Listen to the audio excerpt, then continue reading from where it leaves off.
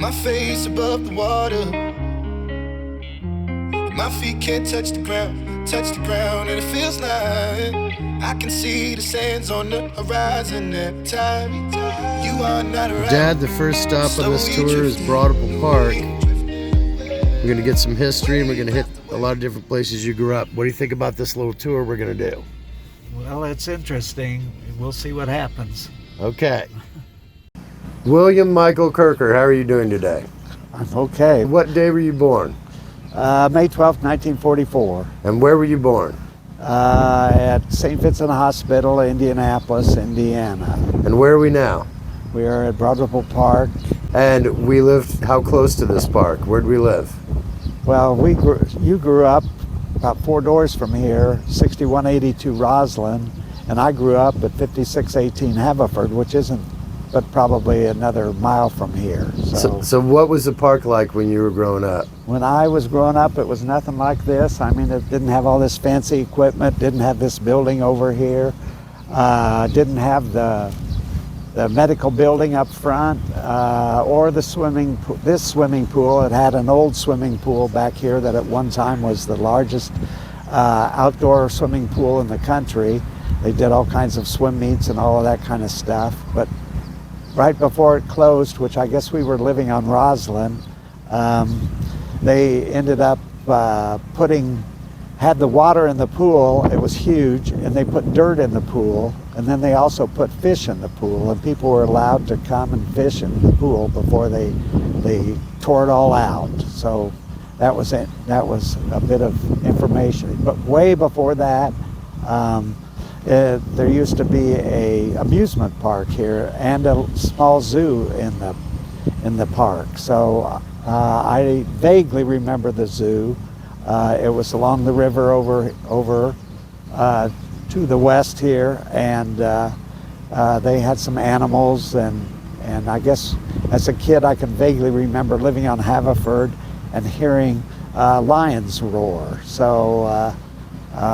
And they also had a merry-go-round in the middle of the amusement park that's now downtown in the Children's Museum, and it's still, they refurbished it, it's functioning, and people are still able to enjoy that. That's cool. So what did you guys usually do in the park? Well, we had family reunions. I can remember coming with my mom's family and cousins and all, and also my dad's Kurker side, and then mom's was the Fogarty side. And so it was a lot of fun being with family, and I can also remember as a kid just coming with my parents for a picnic and having fun on the Did you climb on the rockets? Were the rockets here when you were a kid? No, they were not. That was after my time. It was more your time. So. And then the train was here too, that they brought. When did that happen? I would say in 1976, 77, something like that. They brought the train down the Monon Trail. They put temporary tracks right down the middle of Broadripple Avenue, brought the train into the park and put it there permanently until, I don't know when they took it away, but I think they took it to the train museum up in Noblesville, Indiana. Do you remember when they used to put trees in the park? Oh yeah, Christmas after trees? Christmas, everybody would bring their Christmas trees and they'd put them in a pile and burn them, and everybody would come to watch the big tree burning after Christmas. All right, so we're going to go to Roslyn next. Okay. And that's where I was born. 6182. That's right. We're at the new pool in Broadripple Park, and I can remember when Sean was learning how to ride his bicycle when we lived there on Roslyn. We came over, got him on his bicycle and rode him through the grass down the hill, and that's where he learned to first ride his bicycle. And this is where the what used to be? The train used to be here, and now it's this medical building and family center that you can go in, and there's a walking track and medical offices in there now. 74. So you got it in 75, 76. Well, or 74, because you were born in 75. How do you describe the inside of the house? Well, it's very small. You go in the front door, there's the living area, straight back behind that's the dining, and then the kitchen, and to the right is 3 small bedrooms, of which the people that bought it after us, I think, made the middle bedroom, which was the smallest of the 3, into a walk-in closet for the master bedroom. And Sean's bedroom is right here in the front, was right here in the very front. And then we finished the basement. It was half and half where we had it finished and made an extra bedroom, an extra bath, and also a family room with a wet bar. And we spent a lot of good times down there. Sean had a lot of fun down there in that bedroom down there that was basically a playroom. You think you put that stone in? Yes, that stone was there when we lived here. Yes, yep. Then who lived next door? Mrs. Pearson. She was a widow. Her son lived in Evansville, and we more or less adopted her as our surrogate grandmother. And she came over a lot to visit, and she loved having Sean around, and he would come and go over to her house and ask for crackers to eat. And she just was a really super nice lady that we were pleased to be able to know. Cool. And then who lived there? That's a good question. David Van Baroni, I think, lived there at one point. And then the Smiths lived there. She was a concert cellist. She went to Juilliard in New York, and they had a couple kids, and there was other couple that lived there, but I can't remember who they were, but it was... and then who lived here? Come this way. Who lived in the back, behind it? Mr. Fair? Oh, yeah. Mr. Fair lived there. He used to sit out back and loved to have Sean come over and visit, and he would also, like for Halloween, instead of candy, he'd give him money for Halloween. And what did he do on Broad Ripple Avenue? Oh, he changed. He used to live on Broad Ripple Avenue down, I think, near Crittenden or something, and the city was coming by putting up street signs, and where it changes from Broad Ripple Avenue to 62nd Street, they asked him if they thought that they should put the sign up for 62nd versus Broad Ripple Avenue there, and he told them yes. So. All right, so what was this location of 5802 Haverford?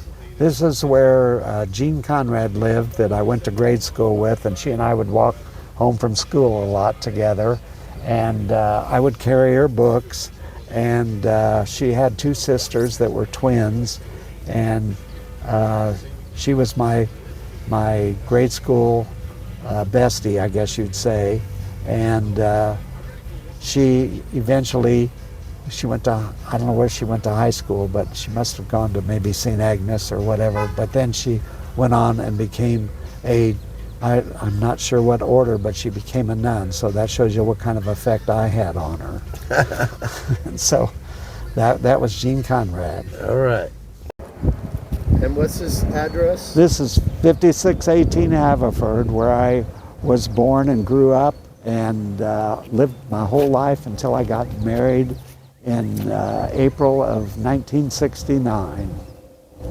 Now, who built it? My dad had the house built and moved into it in September of 1941. Actually, he moved in here the day my sister Susie was born, and that was also my oldest brother Joe's first day of St. Joan of Arc grade school, because Christ the King did not have a grade school at the time. So Dad, believe it or not, sent Joe to his first grade at Joan of Arc in a taxi cab. Dad owned a bar downtown Indy, and I'm sure he knew every cab driver in town, so he had one of his cronies take Joe to his first day at grade school at St. Joan of Arc. So how was the house laid out? This house was a lot of good memories there. You go in the front door, and the dining room's to the left, the living room's to the right. In the back corner is a master bedroom with a half bath, and then the kitchen is to right off the dining room, and then you go into the basement, which was a finished basement that had a fireplace. There was also a fireplace in the living area as well, and I can remember many times celebrating Christmas down there. We had our stockings hung at the fireplace down there, and put our main tree down in the basement. We had a smaller tree in the living area in the living room. So a lot of fun memories from Christmases gone past. What about in the yard? Oh, the yard, we loved. What's the story of Murph in the yard? No, well, we grew up, all of these houses around here. This was like the first house, or actually there were 3 houses between Kessler Boulevard and 54th Street, the Monon Track and Keystone. And to the east of us, across that way, was all like cornfields, and behind us was woods from our house all the way, which is like two big blocks, to the Monon Track, and it was all wooded area back there, and we used to love playing in the woods. Joe and Murph built a tree house back there at one point, and I can remember in the tree house, they ran a hose from our house to the tree house, had a sink in there with running water, so it was quite the thing. And they enjoyed playing in the woods as well as we did. We'd go across the street here and pick raspberries, and of course we'd get chiggers and all of that good stuff, you know, but we loved going after the raspberries, and Mom would make jelly, and so it was a lot of good memories. Naming Murph in the yard. What's the story of naming Murph in the yard? Oh, Murph got his name Murph because when he was young, they used to call robins. There was a name for robins, they called them Peter Murphys. And so somebody told Murph to go outside with a salt shaker and sprinkle salt on the tail of the robin, and if he did that, he could catch the robin. Well, he had every salt shaker of Mom's outside trying to... His dad built it. He's doing the history of it. My dad did, yes. Yes. They moved in 1941. Yeah, now, are you... Yeah, the couple from Christ the King said something about when they had it, it was one big room, and then they put the wall in, or no, wait. No, they said that the door was already knocked in. You go up the door right there, was already there, I think, when they lived there, but that was not original. And then somebody made 2 bedrooms out of the one.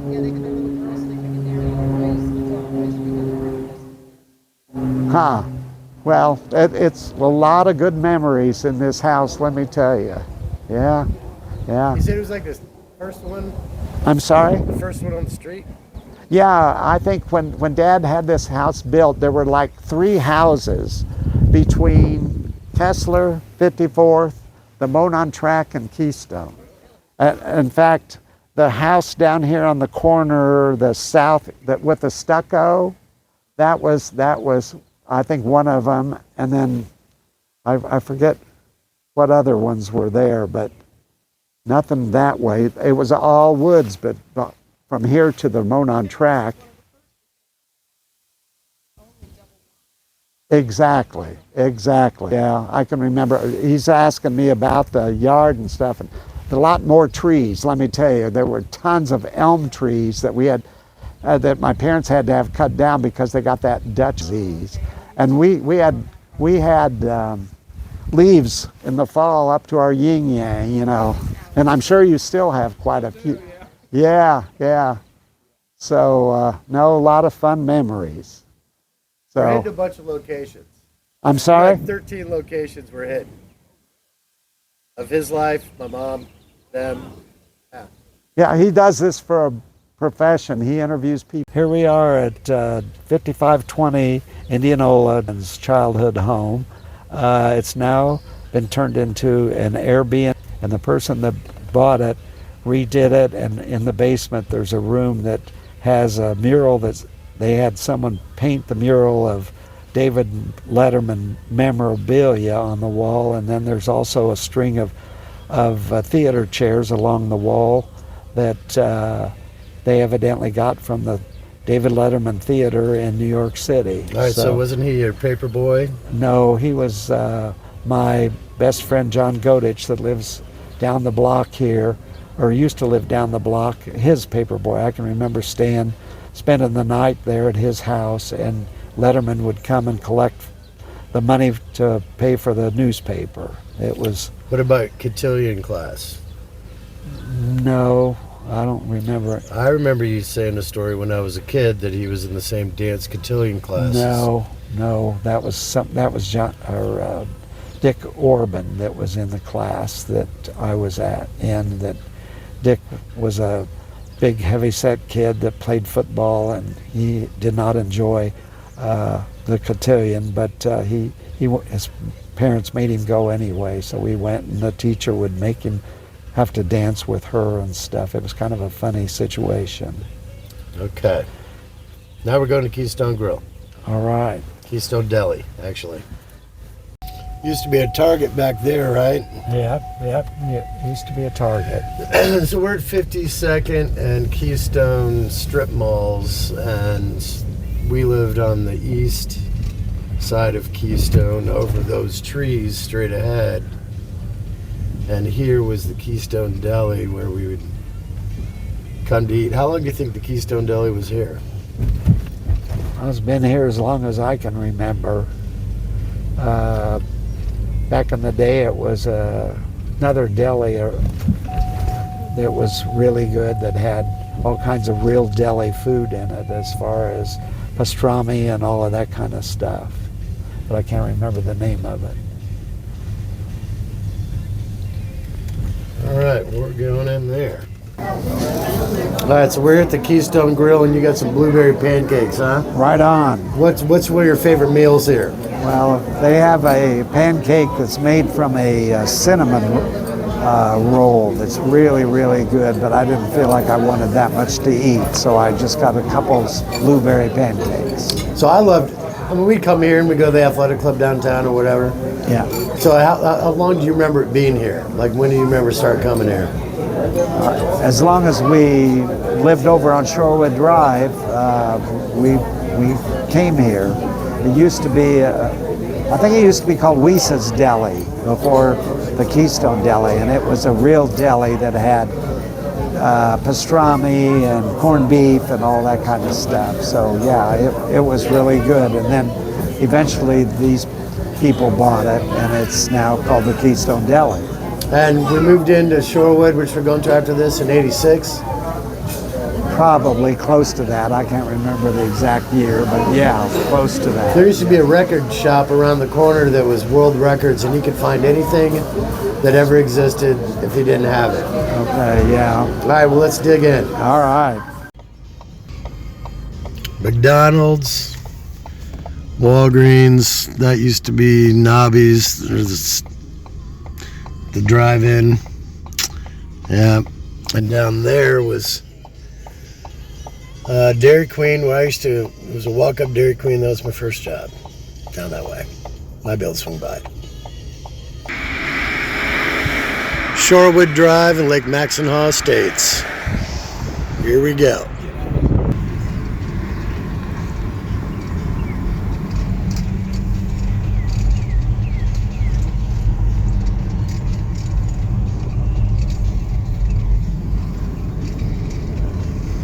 Look at that tree in the front yard of our house down here.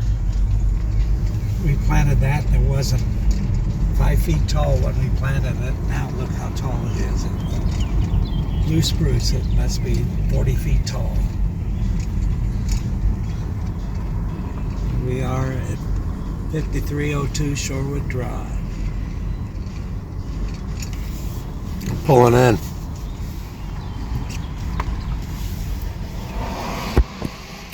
All right, so a guy I knew from college ended up buying it, and I used to climb around the house, rock itself, but I'm going to pause it. So when did you guys get the house?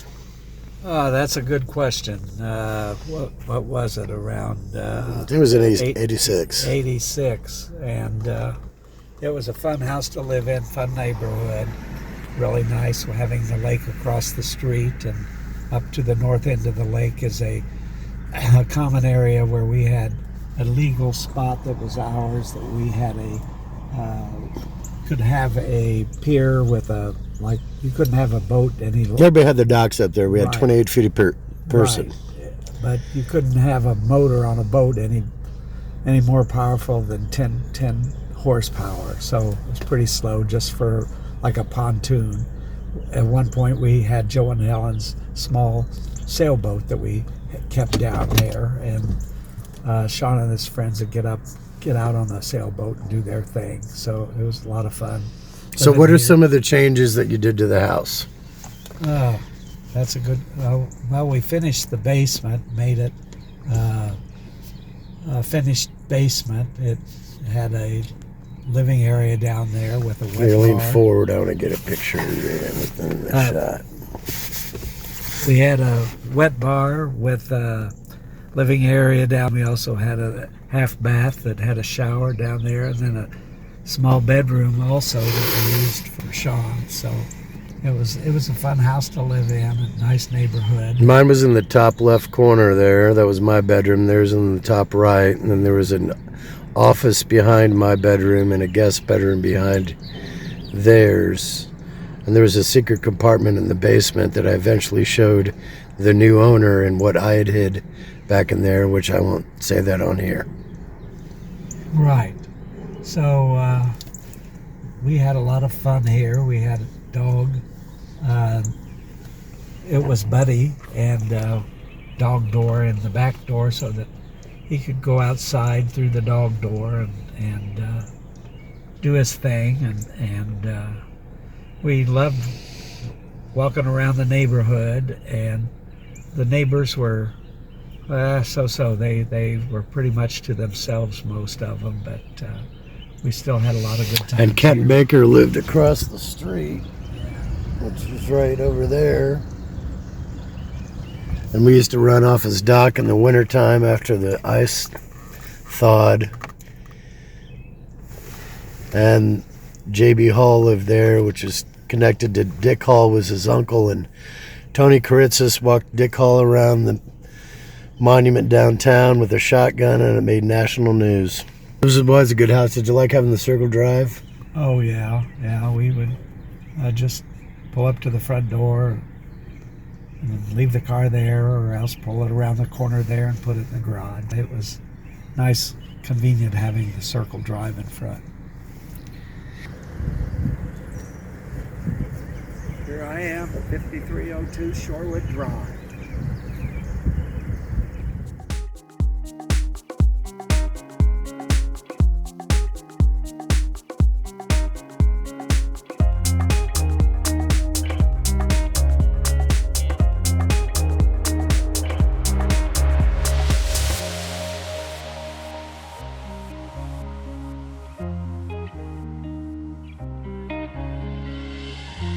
My face above the water, my feet can't touch the ground, and it feels like I can see the sands on the horizon every time you are not around. I'm slowly drifting away, wave after wave, wave after wave. I'm slowly drifting. Yeah, down here is where, oh, it's open. Right on. So this is where we had the dock, and we could drive down here, bring the friends and go swimming and everything else. I've heard this is a fun little party area down here. This used to be one of those towers, like what? Now they got a SeanKurker was down here, like where this decking is right here at one point after it had rained, and she was standing there and a drop of water came off the power line from above and hit her on the shoulder, and it still had energy in it, and it shocked her on the shoulder, believe it or not. And I found a human femur underneath a refrigerator out by the island about 20 feet down. Kept it in the basement for a long time. And had a guy come up to us when we were laying down there and thought he was going to kill us. This is a fun area down here, though. Even capsized the boat, sailboat. Uncle Joe's way out there. Got stuck under the water. When we moved here, Mom, I think at least a half a dozen, if not more, life jackets so that Sean and his friends could have their life jackets. Of course, I'm sure they probably didn't wear them, but they had them anyway to wear. This leaning tree right here, I used to climb up this thing and sit up in that little saddle and look. You could see the buildings downtown, and I would figure out the solutions of life. This used to be sand. This dock definitely looks a little rickety.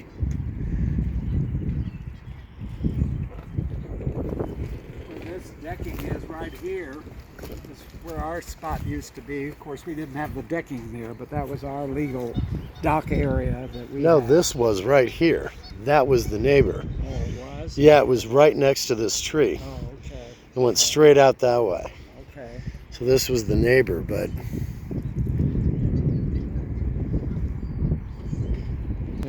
here, stop, turn around, here we go. Good old Lake Mexico. Smile. Had a lot of fun. Yeah. Pretty crazy. How deep was it? I have no idea. Pretty deep because it was an old gravel pit, so I think it was like 40, 50, 60 feet deep. There were bushes right down there, and over there's our house, and we had cottonwood that went along the street, and I lit it on fire over by our house, and it ran all the way down the road until right here, and I set a bunch of bushes on fire, and then that night there was a big tornado or whatever that came through and knocked down a bunch of trees, and I cleared all the trees, and she let me go about burning up the bushes.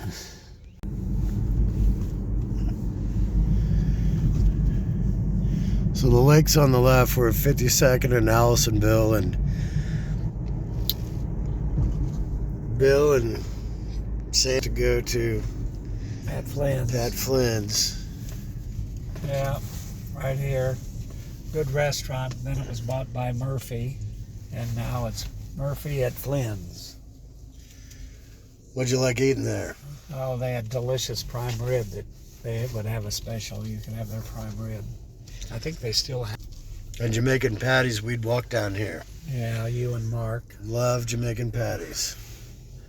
All right, so we're coming up on the state fairgrounds. And there was a place, what was it called, the teepee? Yeah, but state fairgrounds, we had a lot of fun times there, coming to the fair and going on the rides in the Midway and seeing all the animals. And Mom and I used to the different buildings. She loved seeing the sewing area and the baking area where people brought all their baked goods and displayed them, and where they would win blue ribbons for their baked clothing. On the corner of 38th and Fall Creek Boulevard, where the old TP restaurant, drive-in restaurant used to be, where we used to drive when both Mom and I used to drive. We didn't know each other then, but when we were in high school, we'd come there and drive around and see. We'd call it buzzing the teepee, and we'd drive around and there and who wasn't there. And that was right here on the corner? Yes. At one point, I had my high school sweetheart in the car with me, and my sister's little Fiat car that looked like a pregnant roller skate. And we're driving around, and I told her to roll the windows up as we're going around. It was hotter than hell outside, but I told her to roll the windows up. So that was right here on the corner? Yeah, to make it look like we had air conditioning in the car. So there were a lot of memories in that restaurant growing up.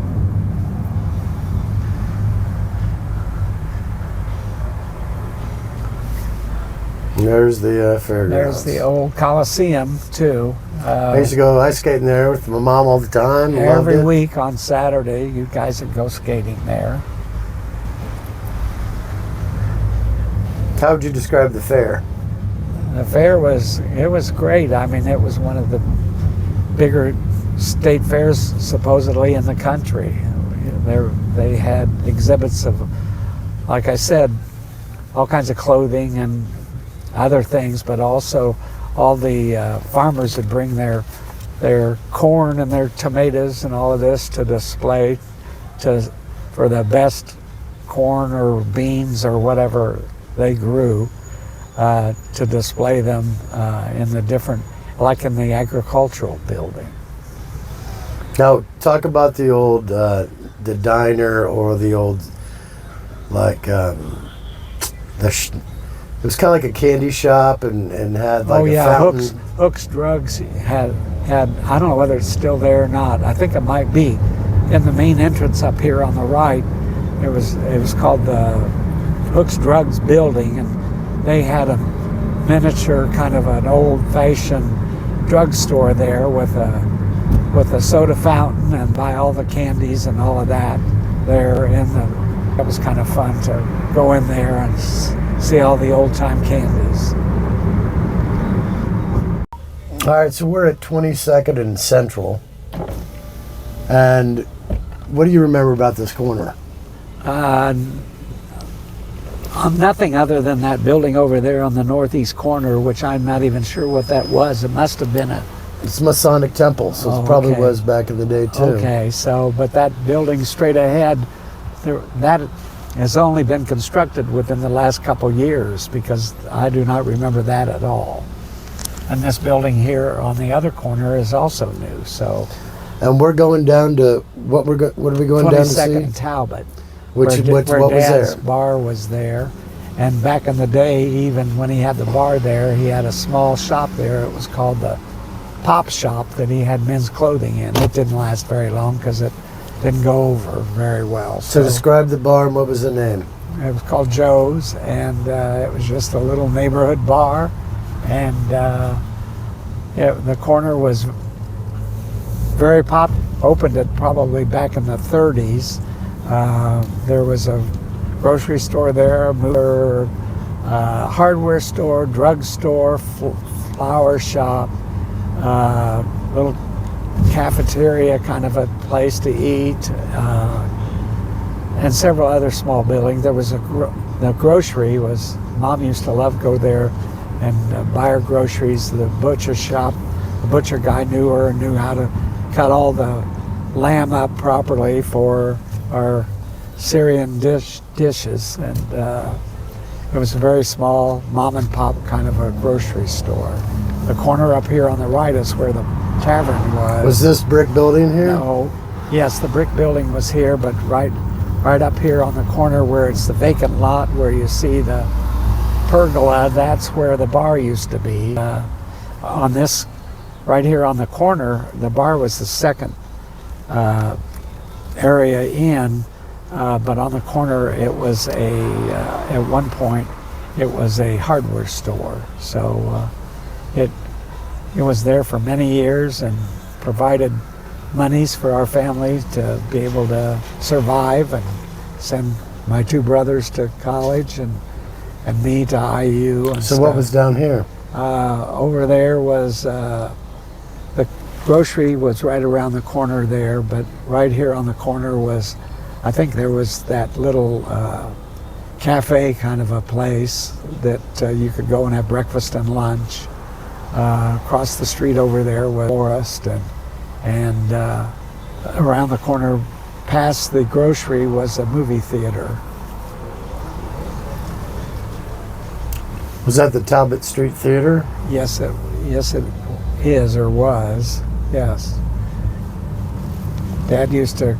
Yeah, there used to be a nightclub that I used to book Joe. Yes, yeah, years.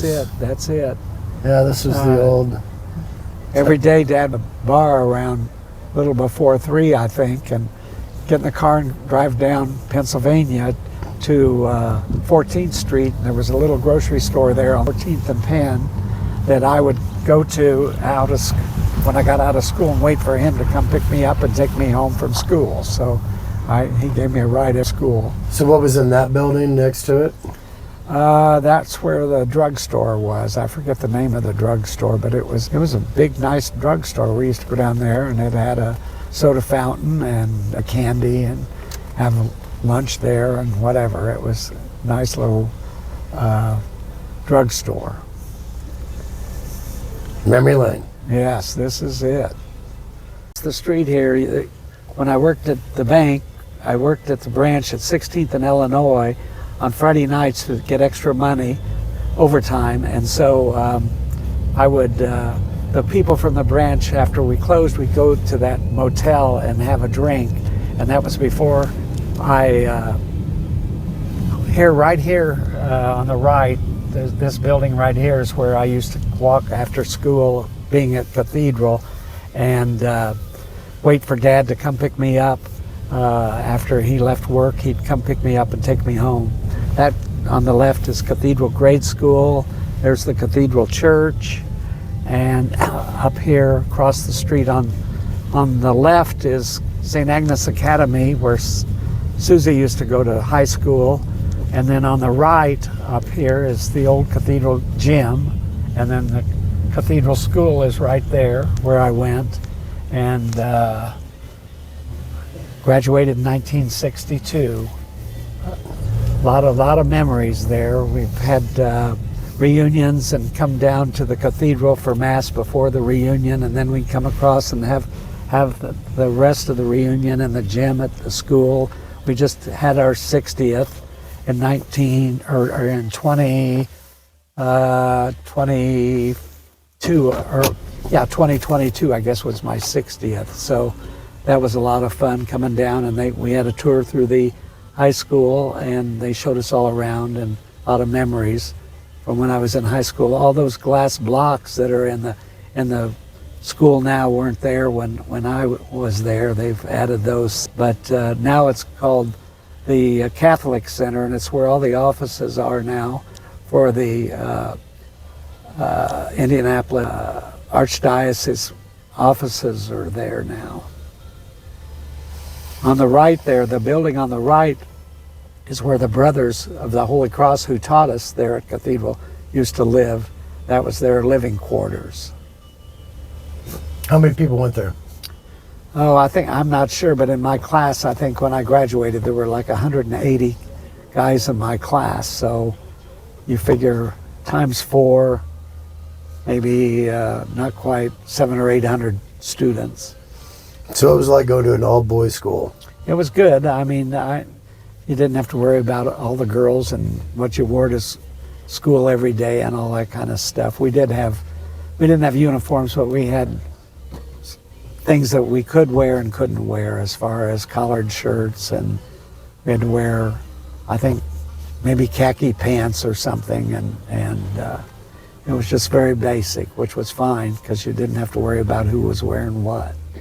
So we're in front of Cathedral High School. Tell me a little bit about it, what you were just saying. There are a lot of good friends made over the years from grade school, high school, and we've all, quite a few of us have kept in touch over the years with the reunions every 5 years, from 20 up to 60 years. So it was a really great school to go to, good education taught by the Brothers of the Holy Cross, who are the same brothers that teach at Notre Dame. So we really had a good education there. What'd you like studying? Oh, I don't know. I was kind of a middle of the road student. I enjoyed just the basic classes. I did okay in math, but as far as history and that kind of stuff, we had our share of all of that. So. And of course we had religion classes too, which were interesting. So all in all, I really enjoyed going to school here at Cathedral High School.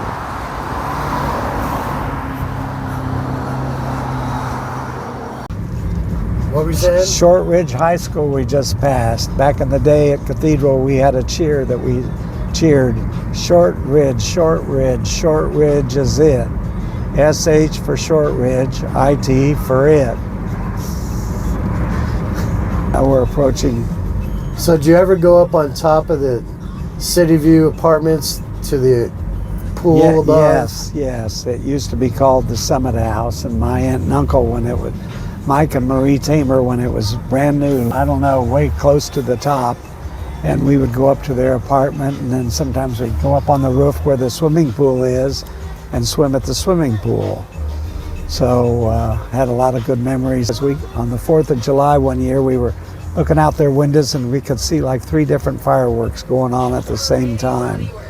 Across the street is North United, where Mom went to all her life and still goes there. It's where she and I were married in 1969, April 12th, 1969, which was also her birthday. So that date is coming up in a couple weeks now. It's her birthday and our wedding anniversary.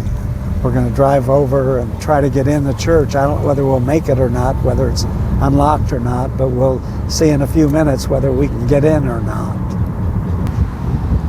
All right, so I know we can't see it, but Dad described what was out in the courtyard and what happened. Okay, so across the way there, through those doors that goes outside into a courtyard area of the church, is where Mom and I had our wedding reception. We were married here in the main part of the church. It was in Indianapolis first, having a Catholic person being married to a Methodist person by a Catholic priest and the Methodist minister. And then after the wedding, everyone went outside into the courtyard of the church where we had the reception. And it was April 12th, 1969, and it was a beautiful warm day. Everybody didn't wear coats or anything, and we were outside. The typical wedding reception in that day was you had cake, punch, nuts and mints, period. And everybody came and celebrated our getting married.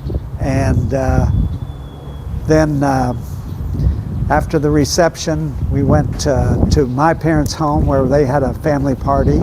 And then we also went to the Holt house where some of Sandy's relatives gathered as well, and went to a little get-together there. And then we went on to, I think it was a Ramada Inn at the airport where we spent the night, and then took off the next morning for our honeymoon to Niagara Falls in New York City, which was a lot of fun back in the day. So that was our wedding in 1969. And I was the, I guess the child that got to enjoy going back and forth from the Catholic Church to the Methodist Church every single Sunday.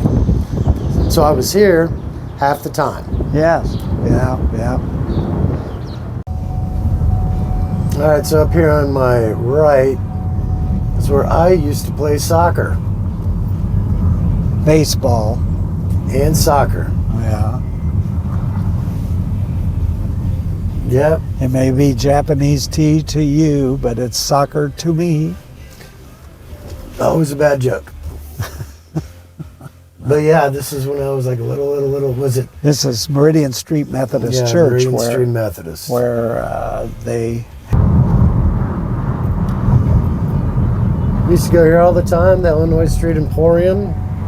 When I was a kid, I used to ride my bicycle over here to Rivy, and I'd also ride the bicycle over here on the right. There used to be a pet store where I used to get fish and that kind of stuff for my aquarium when I first started having an aquarium as a kid. I've got my documentaries for companies and Safeway on the shelf. So you can scan and watch their story. And that lunch movie box used to be Baskin Robbins. I used to work there back in the day.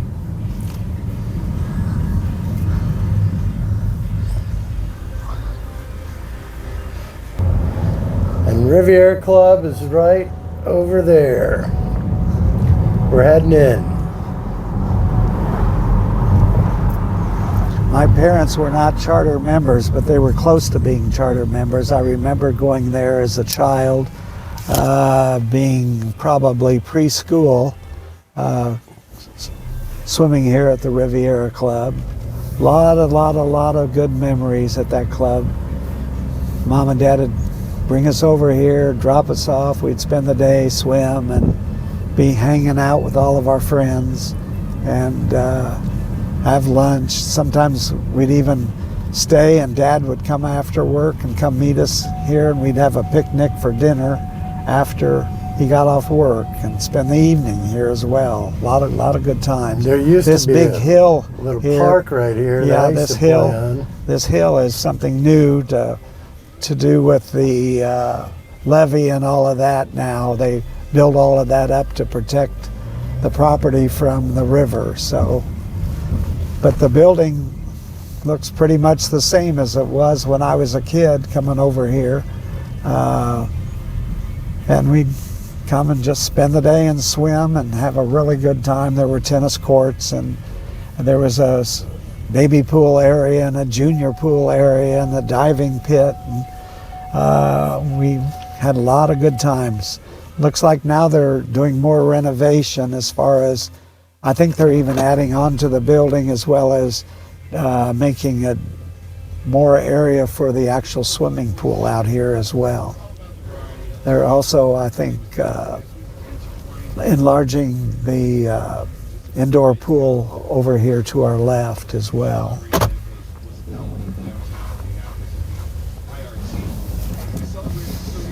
Yeah, years and years and years of memories here. The grilled cheeses were great.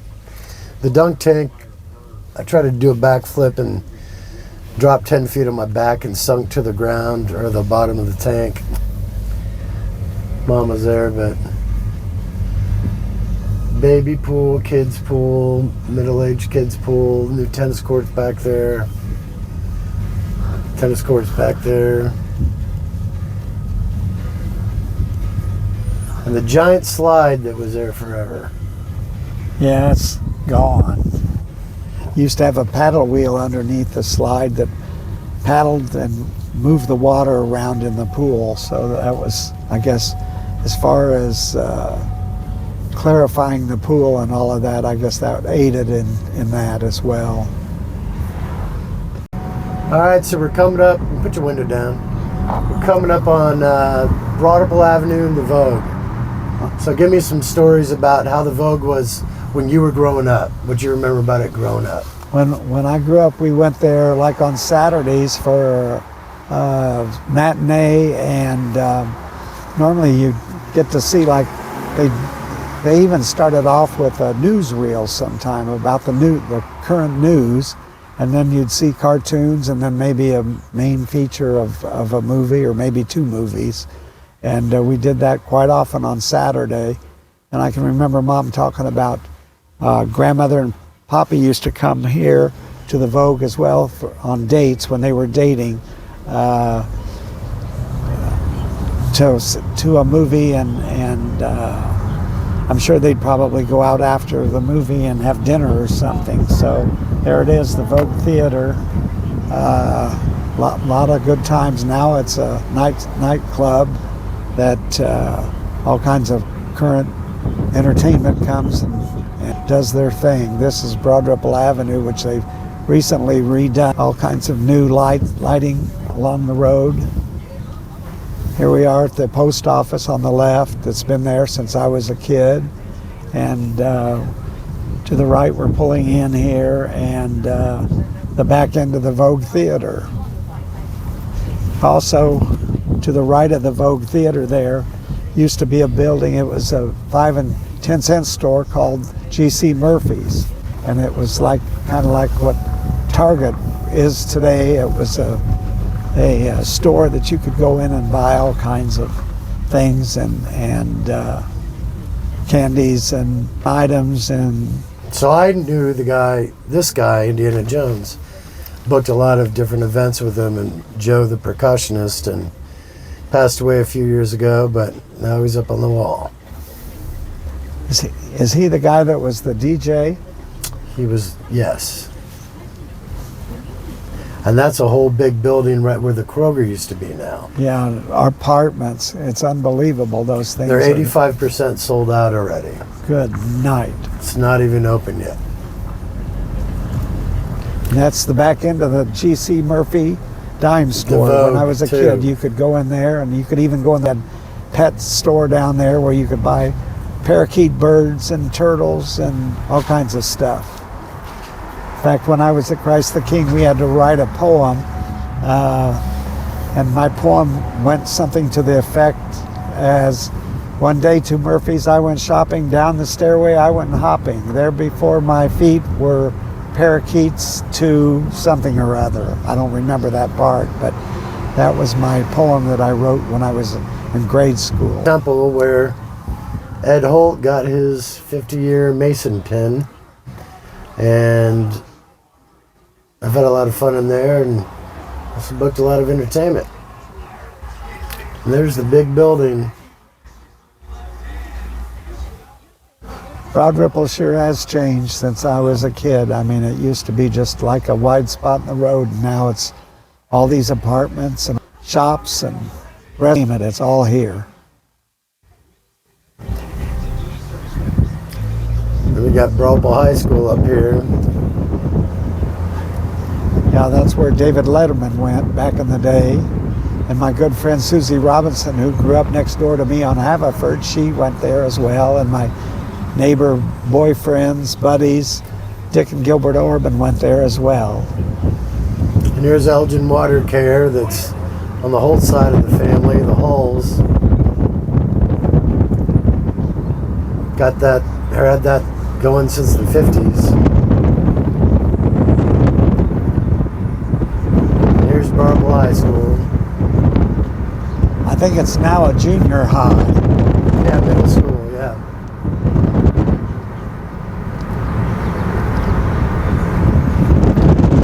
There's a White River there on the left.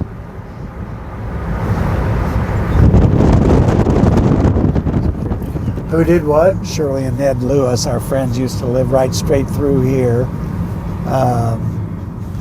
So you got the lakes back there, and you got the pool there. Knights of Columbus. Basketball court. So we're here at the Northside Events and Social Club, which forever was the Knights of Columbus. Still is associated for Yeah, the they building had location. to change the name because of the national organization wanted them not to have the Knights of Columbus name on a building that one of the councils actually owned because of liability. So when did you start here? Oh gosh, I can't remember. Probably in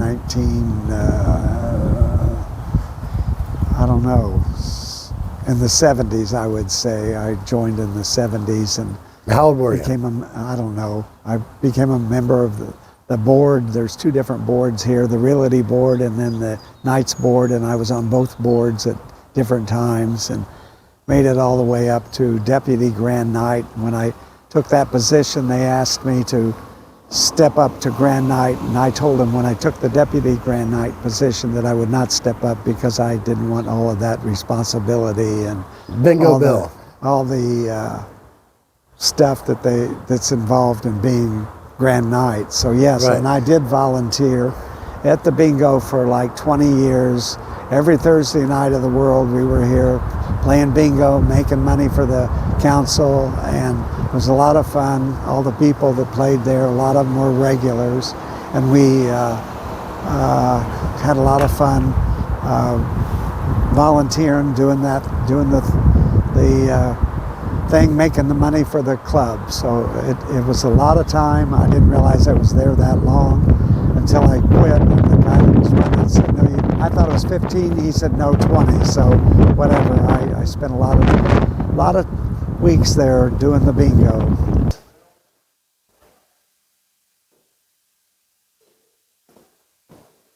Do you know that? This is St. Pius X here, statue, and I think they dedicated it in memory of the family of Tom Kiesling, who was a member here who is deceased, and it was an honor to name him named the statue in honor of he and his family. Okay. So right now they're doing a CD and record show. But what kind of events do they have in here? Oh, they have weddings, they have business meetings, they have,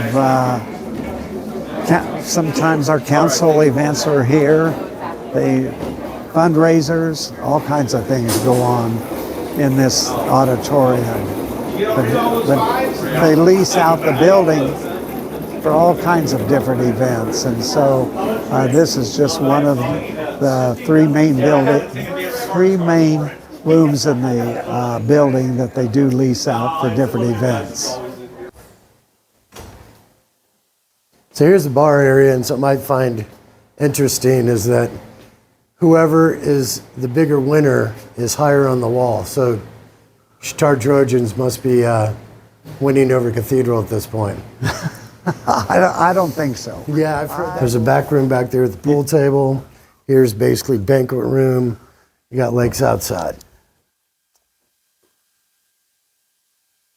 Yeah, I've spent a lot of time in here too for council meetings, and back there actually we had most of the council meetings, but we'd have other events in here. We did our breakfasts, our charity breakfast once a month. They still do it, which the Knights put the breakfast on and serve it, and every month they have a different charity that they donate the proceeds to. So I used to work that a lot every month for years as well.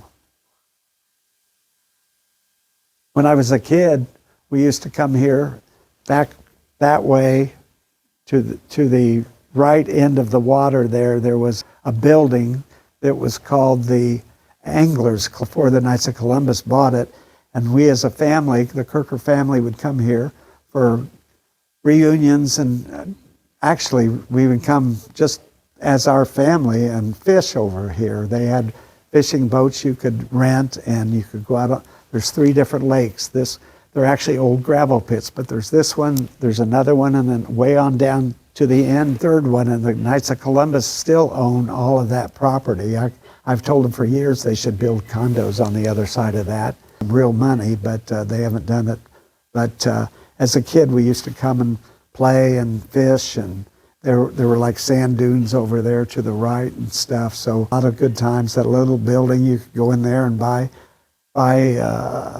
bait for your fish as well as a burger. Maybe the burgers were made of but we went there and could have lunch, and we'd also bring a picnic and have a picnic meal as well with our family. A lot of good times, good memories.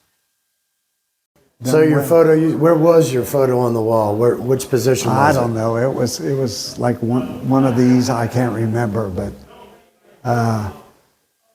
at one point I was Deputy Grand Knight, which is like the Vice President, and it was up there. My picture was up there somewhere. So fools' names and fools' faces are always seen in public places. I didn't know you had Steven Spielberg as a member. Yeah, he kind of looks like Steven Spielberg, doesn't he? Kind of.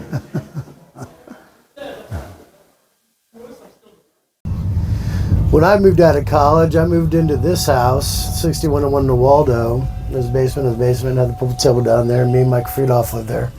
And Brad Collin, who passed away years ago in about 2000, 2001, he lived there. We were good buddies. And here we are at Christ the King Church and Christ the King School that we both went to both. This is Christ the King School. It was Mom and Dad Kurker moved into the parish in September of 1941, the day that my sister Susie was born, and Dad sent Joe, our oldest brother, to St. Joan of Arc for 3 years. I guess he went there before Christ the King opened this school. Actually, originally the school was just the basement and the first story, and they put the second story on sometime when I remember seeing it built when I was in grade school here between like 1950 and 1958, sometime in there. So, and then alongside they put an addition on that has offices and a gymnasium, which we never had. And I'm sure there is a cafeteria in there too that the kids are able to use. So that's called progress. This is a picture of the original Christ the King church that's now in the hallway of the new church, and the church dates from 1940 to 1969. This is the church that Sandy and I bid at a closed bid auction and got one of the small round stained glass windows that ran on the sides of the church. What we're looking at here is the front of the church.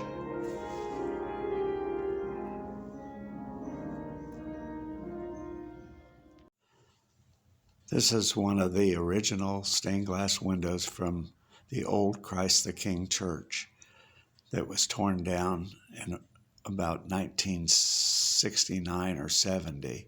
Also, the basket to the left of the fireplace there is one of the collection baskets that Mom and I bid on and got. We also bid on the stained glass window at a closed bid auction that they had for all the items inside the old church that before they tore it down.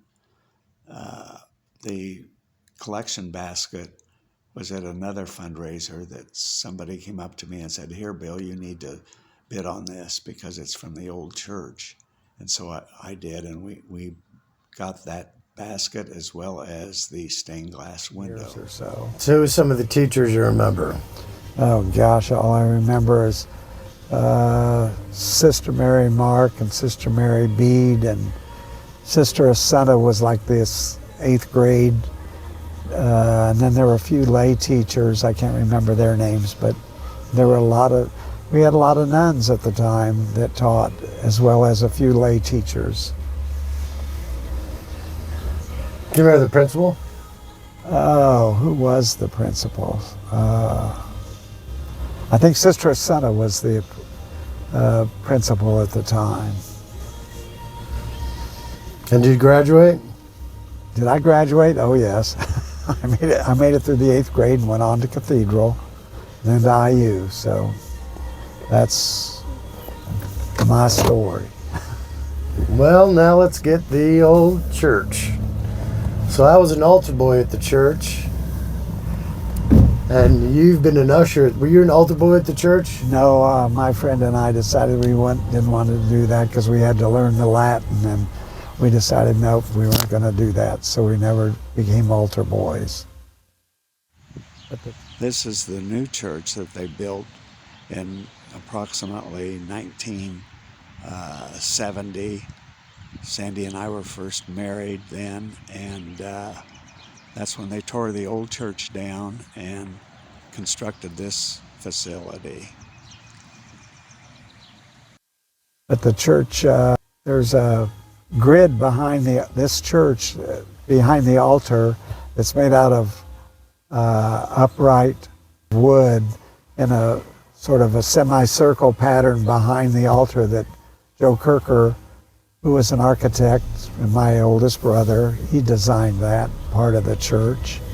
The old church, Mom and I, they had a closed bid auction in the church, and we were able to buy one of the old stained glass windows from the old church, and we to this day have it hanging above our fireplace in our present home. So that's a piece of art and memorabilia that I've had all these years. So.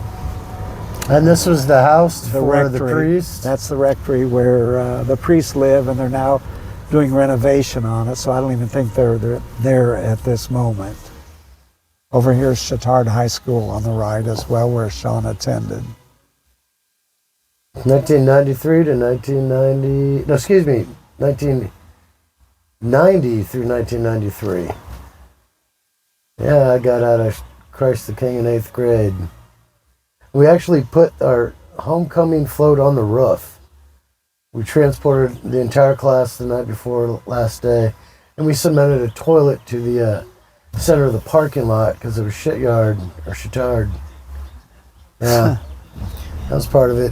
Now we're going to go see Helen and Joe's house. This will be the last on the tour for today of all the memories of Bill Kurker. And this recently was sold, and it also remodeled a little bit. There's a Glenn Bill, who was a classmate of Jeff Kurker's, and he bought it and completely gutted it, renovated it, added an addition on the back with a two-story addition as well as a two-car garage in the back. And I think it was just recently sold for about $550,000. So I think Glenn Bill did okay on that deal. Helen, Joe, we love you. Yeah, amen. And Jeff and Michelle and Lisa. And everybody too. All right, so this is the end of the tour. And the memories will live on, just like the voices.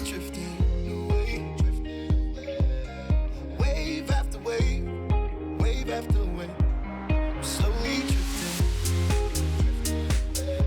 And it feels like I'm drowning, pulling against the stream, pulling against the wave. Wave after wave, wave after wave.